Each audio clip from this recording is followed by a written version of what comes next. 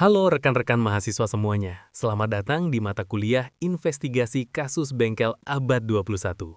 Hari ini, kita tidak hanya akan bicara soal mesin yang berputar atau oli yang melumasi, tapi kita akan membedah sebuah fenomena sosiologis teknis yang terjadi di kota-kota besar seperti Jakarta. Judul kuliah kita hari ini cukup unik, Mobil Kota yang Sesak Napas. Perhatikan kata sesak napas. Dalam dunia medis, ini adalah kondisi darurat. Dalam dunia otomotif, ini adalah kegagalan sistematis. Mengapa SUV diesel modern yang sudah memenuhi standar emisi Euro 4, yang seharusnya jauh lebih canggih dan ramah lingkungan, justru seringkali tumbang di tengah kemacetan? Mengapa mesin-mesin perkasa seperti Toyota 2GD atau Mitsubishi 4N15 bisa kehilangan tajinya hanya karena kecepatan rata-rata 15 km per jam? Kita akan mengupas tuntas bagaimana teknologi yang dirancang untuk menyelamatkan planet, jika tidak dipahami dengan benar oleh penggunanya, justru bisa menjadi bumerang yang melumpuhkan kendaraan itu sendiri. Siapkan catatan kalian, karena kita akan masuk ke dalam anatomi mesin diesel modern dan melihat bagaimana teknologi mencoba menyelamatkan dirinya sendiri dari kepungan asap kemacetan. Mari kita lihat profil pasien kita hari ini. Bayangkan seorang pengusaha sukses di Jakarta. Dia membeli SUV diesel Euro 4 terbaru, mungkin sebuah Fortuner atau Pajero Sport. Mesin-mesin ini adalah mahakarya engineering, dirancang untuk efisiensi termal tinggi dan tenaga torsi yang melimpah. Namun, perhatikan lingkungan operasionalnya. Rute rumah ke kantor setiap hari melintasi jantung kota Jakarta dengan kondisi stop and go yang ekstrim. Kecepatan rata-rata hanya 15 km per jam. Ini bukan lagi mengemudi, ini adalah merayap. Lalu apa yang terjadi pada bulan ketiga? Tiba-tiba, tanpa ada benturan atau peringatan sebelumnya, indikator DPF di dashboard berkedip panik. Lampu cek engine menyala kuning tajam. Dan yang paling menakutkan bagi pengemudi, mobil kehilangan tenaga secara instan. Diinjak sedalam apapun pedal gasnya, kecepatan dikunci maksimal hanya 40 km per jam. Inilah yang kita sebut sebagai paradoks. Mesin yang sanggup menjelajah benua justru menyerah di tangan kemacetan kota. Mengapa ini terjadi? Apakah mesinnya yang rusak, ataukah ada miskomunikasi antara cara kita mengemudi dengan cara mesin ini bekerja? Mari kita bedah komponen utamanya. Rekan-rekan, perkenalkan komponen yang menjadi aktor utama sekaligus korban dalam kasus ini, DPF atau Diesel Particulate Filter. Jika mesin adalah jantungnya, maka DPF adalah paru-parunya. Sesuai regulasi Euro 4, setiap mesin diesel wajib memiliki filter ini untuk menangkap jelajah atau soot, partikel hitam beracun hasil pembakaran solar agar tidak lepas ke udara bebas. Secara struktur internal, DPF bukan sekedar pipa kosong. Di dalamnya terdapat filter keramik dengan struktur honeycomb atau sarang lebah yang sangat rapat. Partikel mikroskopis terperangkap di sana.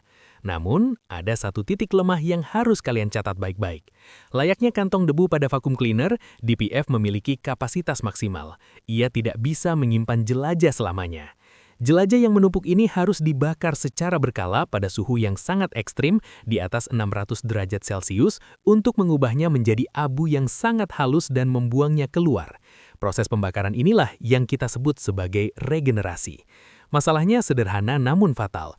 Jika suhu panas yang dibutuhkan tidak pernah tercapai, DPF akan tersumbat total. Inilah awal mula mengapa mobil kita mulai merasa sesak napas. Dalam sistem kendali mesin atau ECU, ada 3 algoritma utama untuk membersihkan DPF. Pertama, passive regeneration. Ini adalah kondisi ideal.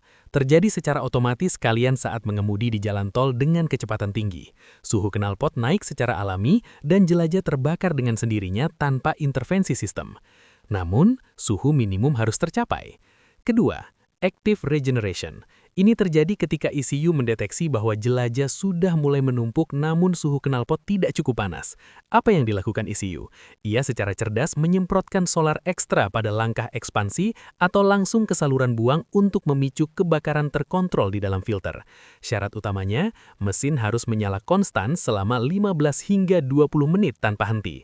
Terakhir, jika keduanya gagal, kita masuk ke force regeneration. Ini adalah prosedur medis darurat di bengkel menggunakan alat scanner. Mobil harus diparkir di tempat yang aman, dan komputer akan mengambil alih kendali gas, menahan RPM di angka yang tinggi secara statis untuk memaksa suhu naik.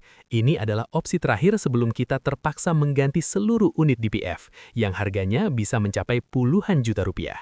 Pahami ketiga mode ini, karena disinilah kunci dari pemecahan masalah kita. Mari kita bedah data pada grafik ini. Garis putus-putus biru di atas adalah ambang batas minimum suhu yang dibutuhkan untuk melakukan regenerasi pasif. Perhatikan baik-baik garis bergerigi di bawahnya. Itulah suhu aktual knalpot saat mobil terjebak macet dengan kecepatan rata-rata 15 km per jam. Lihat betapa jauh jarak atau gap antara realitas dan kebutuhan mesin. Di tengah kemacetan stop and go, aliran gas buang terlalu lemah. Suhu knalpot hanya bermain di area bawah, tidak pernah menyentuh ambang pembakaran jelajah. Akibatnya apa? Jelajah tidak pernah terbakar secara alami. Hari demi hari, lapisan karbon hitam mulai menutupi pori-pori keramik DPF. Mesin mulai bekerja lebih berat untuk mendorong gas buang keluar, menciptakan tekanan balik yang merugikan. Ini adalah bom waktu teknis. Selama mobil hanya digunakan untuk merayap di Sudirman atau Tahmin, tanpa pernah berlari di jalan tol, DPF tidak akan pernah mendapatkan haknya untuk membersihkan diri. Nah, ketika regenerasi pasif gagal, ECU tidak tinggal diam. Ia akan mencoba melakukan active regeneration. Bayangkan, saat kalian sedang terjebak macet, ECU mulai menyemprotkan solar ekstra, filter mulai memanas. Proses ini membutuhkan waktu sekitar 15 hingga 20 menit tanpa henti agar jelajah benar-benar habis terbakar. Namun, inilah realitasnya. Tepat saat proses pembakaran sedang berlangsung di menit ke-10, kalian tiba di kantor dan langsung mematikan mesin, atau kalian terjebak macet total di mana mesin hanya dalam kondisi idle. Apa yang terjadi? Proses regenerasi terhenti paksa. Solar ekstra yang tadi disemprotkan tidak terbakar sempurna. Jelajah yang baru setengah matang justru makin mengeras. Jika ini terjadi berulang kali, katakanlah setiap pagi dan sore selama berminggu-minggu, sistem akan menyerah. ECU mencatat kegagalan regenerasi beruntun. Inilah yang menyebabkan penumpukan jelajah bukannya berkurang, malah menjadi semakin kritis karena residu dari proses yang gagal tadi. Sekarang, kita sampai pada titik tanpa harapan atau point of no return. Perhatikan visual di hadapan kalian. Itu adalah foto asli penampang DPF yang tersumbat. Ketika level penyumbatan mencapai 73% atau lebih, kita berada di zona merah. Critical clock. Pada level ini, DPF bukan lagi sebuah filter, tapi sebuah sumbat.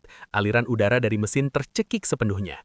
Bayangkan, kalian mencoba berlari kencang sambil menutup hidung dan mulut dengan handuk basah. Itulah yang dirasakan mesin kalian. Perhatikan baik-baik, mengapa 70% menjadi angka keramat? Karena di titik ini, aliran gas buang sudah sangat terhambat, sehingga suhu di dalam knalpot bisa naik secara liar dan tidak terkendali. Jika sistem tetap membiarkan mobil berjalan normal, panas yang terjebak bisa merusak sensor-sensor, melelehkan struktur keramik filter, atau dalam skenario terburuk, memicu kebakaran di bawah kabin. Mobil secara harfiah sedang berada di ambang kehancuran teknis. Untuk mencegah kebakaran yang saya sebutkan tadi, ECU memiliki protokol keselamatan darurat yang disebut limb mode atau mode pincang. Perhatikan icon gembok merah di slide ini. Saat sensor mendeteksi penyumbatan di atas ambang batas kritis, ECU akan langsung memutus tenaga mesin secara seketika. Kecepatan dikunci maksimal hanya 40 km per jam, akselerasi dibuat sangat lambat. Mengapa sistem begitu kejam pada penggunanya? Ini bukan kerusakan sistem, ini adalah perlindungan. ECU sedang berteriak, jangan paksa aku lagi, atau aku akan meledak. Dalam kondisi limb mode, mobil hanya diizinkan bertatih-tatih sekedar untuk mencari bengkel terdekat. Jangan sekali-kali mencoba mematikan dan menyalakan mesin berulang kali, berharap error ini hilang. Masalahnya bukan pada software, masalahnya adalah fisik. Ada jelajah yang menyumbat saluran napas mesin kalian. Inilah saat di mana intervensi manusia dan alat diagnostik mutlak diperlukan. Setelah mobil sampai di bengkel dalam kondisi limb mode, ia sudah kehilangan kemampuan untuk menyembuhkan dirinya sendiri. Disinilah peran kalian sebagai teknisi modern masuk. Kita harus melakukan force regeneration atau regenerasi paksa. Kita menancapkan scanner diagnostik ke port OBD2.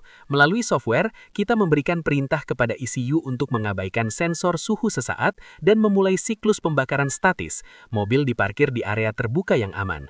Komputer akan menaikkan RPM mesin secara otomatis ke angka yang cukup tinggi, yaitu biasanya sekitar 2000 hingga 3000 RPM dan menahannya di sana selama 30 menit atau lebih.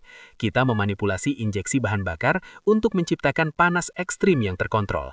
Kalian akan melihat asap tipis atau mencium bau sangit yang sangat menyengat dari knalpot, itu adalah tanda jelajah sedang dipaksa terbakar habis. Setelah proses selesai dan sensor membaca tekanan kembali normal, barulah limp mode bisa dihapus dan mobil kembali bernafas lega. Mari kita rangkum kronologi patologis ini agar kalian memiliki gambaran besar. Siklus kegagalan ini dimulai dari lingkungan operasional, macet parah, yang mengakibatkan suhu knalpot rendah. Rendahnya suhu mengakibatkan jelajah terpumpuk karena regenerasi pasif tidak terjadi. Kemudian sistem mencoba melakukan active regeneration, namun karena kondisi jalanan yang tidak mendukung, proses ini terus-menerus terinterupsi. Kegagalan berulang ini membawa kita pada sumbatan kritis di atas 70%, yang secara otomatis memicu protokol limp mode.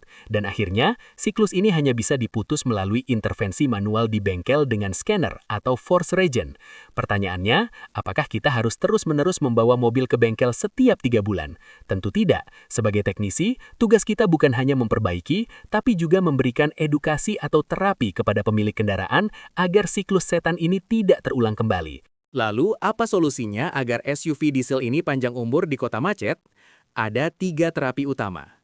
Pertama, lakukan Italian tune-up modern. Sempatkanlah setidaknya 2 minggu sekali untuk membawa mobil ke jalan tol. Pacu dengan kecepatan konstan di atas 60 km per jam selama 20 hingga 30 menit. Berikan kesempatan bagi DPF untuk melakukan regenerasi pasif secara alami. Kedua, perhatikan dinamika RPM. Jangan biasakan mengemudi dengan cara yang terlalu halus atau menahan RPM terlalu rendah dalam waktu lama demi irit bahan bakar. Mesin diesel butuh sesekali digeber agar sirkulasi gas buang memiliki tekanan yang cukup untuk mendorong jelaga. Terakhir, yang sangat krusial di Indonesia, diet bahan bakar. Gunakan hanya diesel dengan cetane tinggi dan kadar sulfur rendah, sesuai spesifikasi Euro 4. Bahan bakar kualitas rendah dengan sulfur tinggi adalah pabrik jelaga. Semakin kotor bahan bakarnya, semakin cepat DPF kalian tersumbat. Dengan kombinasi cara mengemudi yang benar dan bahan bakar yang tepat, teknologi DPF akan menjadi sahabat lingkungan, bukan beban bagi dompet kalian. Sebagai penutup kuliah hari ini, saya ingin menekankan satu hal. Memiliki kendaraan canggih di lingkungan yang menantang menuntut pemahaman teknis yang lebih dalam dari kita semua. Teknologi bukan untuk ditakuti, tapi untuk dipahami anatominya. Ketika kalian memahami bagaimana sistem emisi modern bekerja, kalian tidak lagi sekedar pengemudi atau teknisi yang pasif.